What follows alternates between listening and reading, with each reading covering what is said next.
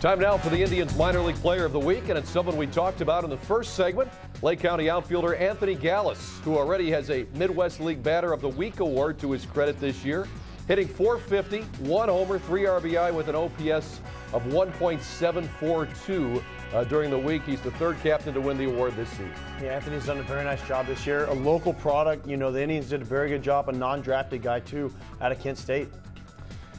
Welcome back to Indians Minor League Magazine. Ross Atkins joins us now. Ross, always good to see you. How about Anthony Gallus? Boy, a local kid making good. Great story. Love to see that, you know, for us, for him. It's impressive the job that Kent State has done.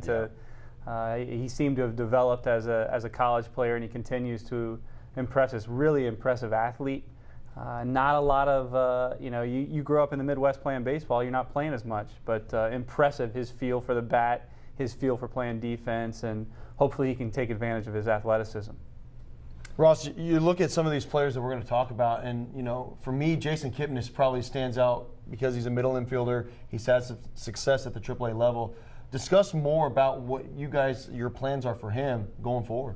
Yeah, Kip's he's a great story for us already. Making the transition from the outfield to the infield as successfully as he has already been one of our better stories, certainly of 2010. And he knows there's work to be done there, but if you hear Travis Fryman and Johnny Goral talk about how difficult that transition is, and you know, you guys know you don't see that often, an outfielder coming into the infield, and he has really taken to it well. You know, the bat, it speaks for itself. There's power and there's discipline and elite competitiveness. The guy has no fear, and it's one of the great things about minor league baseball is that there is a progression, and that, you know, we can take logical steps to help guys make strides, and he has certainly sped his up. You know, Kipnis has looked good, that's for sure, Ross. And, you know, a guy that had a great spring training was Lonnie Chisenhall, and started the AAA season maybe a little bit slow, but recently he's really come on and looks like that blue chip prospect everybody's been talking about. Yeah, you can't, you know, everybody who sees him always says, wow, he can really hit. You know, look at his swing, watch him take BP, and he's also got some natural ability at third base. You know, the thing about Lonnie that stands out the most is as he's in that lineup with Chad Huffman and Travis Buck and Jason Kipnis, is he's 2 and 3 and 4 and 5 years younger than all of those guys. Right. And he's handling himself very well. So, you know, the focus for him at this point will be to make sure he becomes the best third baseman he can, and to refine his approach and not get overly aggressive or too anxious, because he's got a ton of ability with a bat. Well, we have two big left-handed pitchers that we're going to talk about. Drew Pomerantz, though, first-round draft pick last year. I mean, everybody knows what he's capable of doing right now at Kinston. We're very excited to see him come up sooner or later. You know, what's the timetable for him right now, being a younger pitcher, trying to establish himself? Yeah, we put a lot of time into, you know, with Drew and talking about what would be best for him in his development, and felt that going into Kinston to really focus on throwing his changeup and using his changeup was a pitch he just never used because he didn't need it. And he's done that. Now we're focused on, you know, helping him control the running game, and as soon as he shows us he's done that and knocked that off of his things to do, we'll get him moving out of there. But a similar track record and similar path projection-wise is Alex White, someone that could move that quickly. Yeah, and Alex White has really done well, especially for the big club here recently in the last couple of weeks. Another left-hander, Nick Hagedorn, who came over in that trade with Victor Martinez for Boston. He's a guy that's got a lot of potential, and this year out of the bullpen in Akron, I think he's really showing it too. Yeah, we couldn't be happier for him, because last year was a long year for him. You know, coming over, trying to make an impression, and extremely frustrated that he wasn't knocking on the door last year, and he's certainly knocking on it now. He's dominated AA hitters and has absolutely shown that he belongs to get out of there at some point, and hopefully make a contribution to Cleveland this year, because he's a ton of ability, a great head on his shoulders, and, you know, one of our favorite guys to pull for in the system. Does it seem that he is a bullpen guy now? Yeah, he's primarily working out of the bullpen at this point, and not to say that it's said and done and he'll never start again, but more than likely he'll contribute as a reliever. We've got a lot of depth right now, I mean, from top to bottom. You look at the kids in Mahoney Valley that are in Arizona still, then you go all the way up to Columbus.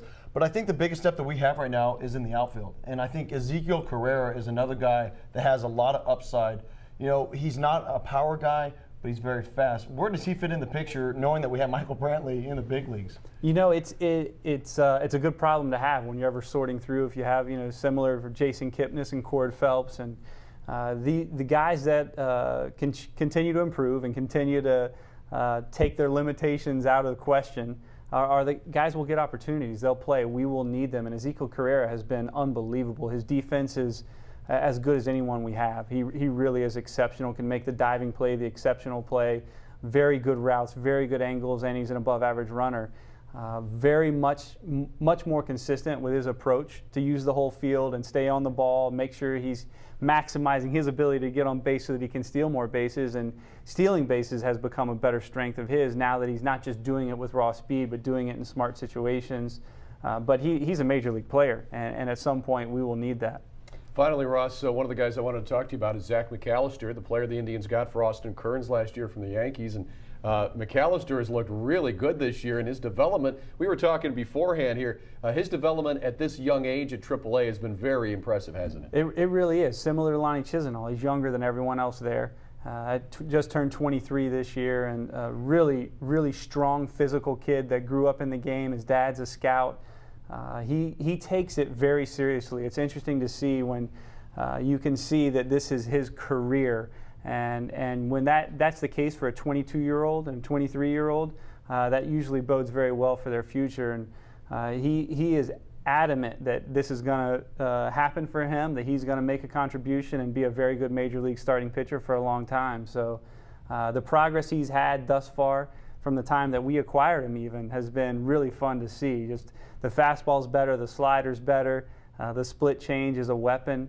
And he does all of the little things. He's a great athlete and a lot of fun to pull for as well. Ross, thanks for stopping by. Great stuff as always, and let's do it again soon. All right, Al. Thank you. Thanks, Chase. Ross Atkins joining us here with Indians Minor League Magazine, and coming up, he was a state champion last year, and now he's in the minor league system, and his professional career starts just minutes from home. How is he making the adjustment? Find out as the Indians Minor League Magazine on STO rocks on after this.